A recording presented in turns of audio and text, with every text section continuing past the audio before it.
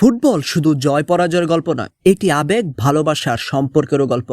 আর আজকের ম্যাচ শেষে এমন একটি মুহূর্ত দেখা গেল যা কোটি কোটি ফুটবল প্রেমীর হৃদয় ছুঁয়ে গেছে। রুদ্ধশ্বাস লড়াইয়ের পর টাইব্রেকারে জয় তুলে নিয়ে রাউন্ড অফ 16 নিশ্চিত করেছে মরক্কো।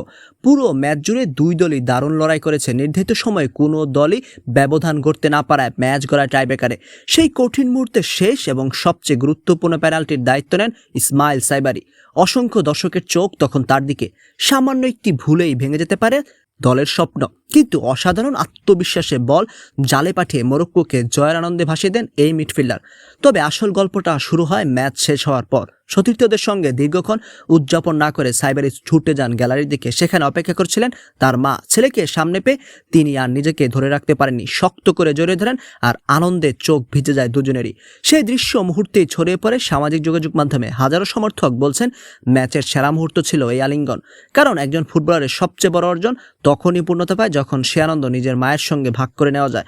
সম্ভবত পেনাল্টির আগে গ্যালারিতে বসে একজন মা শুধু একটি প্রার্থনা করছিলেন, তার ছেলে যেন সফল হয়। আর মাঠে সেই প্রার্থনারই যেন সবচেয়ে সুন্দর উত্তর দিলেন ইসমাইল সাইবারি।